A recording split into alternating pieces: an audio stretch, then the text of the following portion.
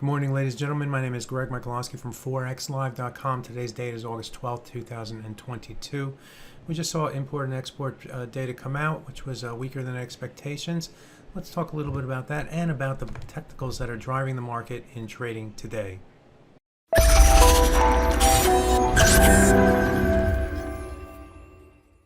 Starting off, taking a look at the strongest to weakest of the major currencies. The US dollar is the strongest today. The pound versus US dollar is the weakest. We're also seeing the euro move lower and the yen move lower as well. Concerns about growth in the Europe market seems to be weighing on their currencies, although we did see the import and export prices in the US show bigger than expected declines this morning. Import prices for the month of July fell minus 1.4%, while export prices tumbled by minus 3.3%. They're expecting minus 1% and minus 1.1% respectively. The import prices year on year are still up 8.8% on the year, but it will take until January, February, March of next year for a lot of that froth in that number to come back down. In those 3 months alone, the import prices rose by 6.7% of the current 8.8% rise. So it'll take a while for the inflation from the import and export side to start to move back to the downside. So what are we seeing in the markets today? Well, we're seeing U.S. stocks move higher in pre-market trade. The Dow is up around 147 pips. The NASDAQ is up points, I guess. The NASDAQ is up around 72 points currently at the moment. As I mentioned, we are seeing the dollar move stronger, and we'll start by taking a look at the euro versus US dollar. If we look at this currency pair, we move back into this trading range that confined the pair for 18 or so trading days before breaking to the upside on Wednesday of this week. On Thursday, we were back down testing the prior highs here, and here. We found a bounce out, but yesterday we moved up and retested the old high. Couldn't get above that level. That gave buyers the go-ahead to push back to the downside, where we came basically in between the high here and the swing area down here. In trading today, we are seeing further weakness. Another fundamental piece is the Rhine River in Germany is getting below a key level that will allow navigating through that river for ships and such. That could lead to higher inflation pressures as other means of transporting goods in that region have to be used as opposed to the river. It also causes all sorts of other problems as well.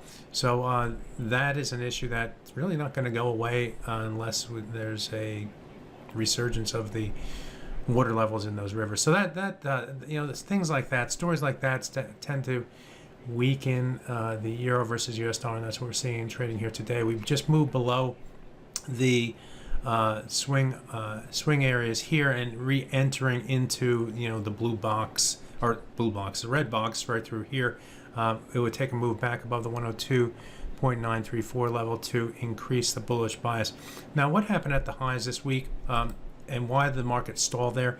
Well, you have to go to the weekly or the daily chart to see that. And if you go back and you look at the swing lows through here, you swing low through here, the swing low here in the beginning of July, and then the break to the downside, the market returned to that swing area. Also, the 50% of this move to the downside at 103.688. So that's why the market stalled at those levels.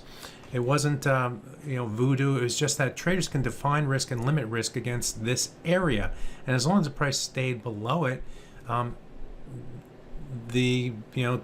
being short is an idea. It keeps the idea afloat. If it were to move above it, that would change the whole complexion of the technicals from this perspective. So the market couldn't get above that level this week, and that's why we saw and have been seeing the selling pressure here and here. Now the question becomes, can the market continue its move to the downside? The next target comes in against the 100-hour moving average of 1.02605. That level should find support. We found support earlier this week against that 100-hour moving average. Of course, it's higher now, and we're breaking back into the red box. But if the market should move below that level, that would increase the bearish bias. Traders looking for the 50% of the move up here as the next target, followed by the 200-hour moving average. Let's take a look at the dollar versus yen. And on the hourly chart, you can see that the price has rebounded back into the 200 and 100-hour moving average levels here. If it and we're finding some sellers against that level, at least on the first move. The price did dip lower, but now is rebounding back to the upside. Dip lower on the import-export data, now is moving back to the upside. Get above 133.952, and we're going to start looking toward this swing area right here between 134.31 and 134.587 as the next key target to get to and through on a rebound to the upside. In trading this week, the price fell below this swing area here between 132.24 and 132.479. 2 dips below that level. This one was only for 1 bar, and then market moved back above. This one was for 2 bars, and the market moved back to the upside. We got close. We sniffed. I'm not necessarily saying that it really tested the 100-day moving average, but the market gets a little bit nervous when we start to move toward the 100-day moving average, as it did right here. We found buyers against that level.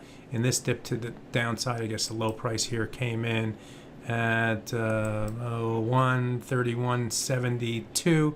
The 100-day moving average is still down, down here, well below that level, about 50 pips below that level. But nevertheless, we could not sustain the momentum toward that level, and the price moved back above this level and then started to use that level as support. Let's take a look at the pound versus US dollar on the hourly chart. This pair is moving below its converge 100 and 200 hour moving average. Also 61.8% retracement of the move to the upside this week. That level comes in at 121.45. The trade decision today, or the barometer, is stay below the 100 and 200 hour moving average. It's more bearish. Move above it, and we could see some further upside corrective action into the weekend. On the downside, we have the 38.2, broken 38.2 in this swing area. Swing high, swing high, swing high, swing low, swing low, swing low, so on and so forth. In this area right here, around the 1.2086 up to 1.20989, the natural support at 121 would also be a target level on the downside. So we're moving toward another swing area here of support. We'll see if that level holds on further selling pressure.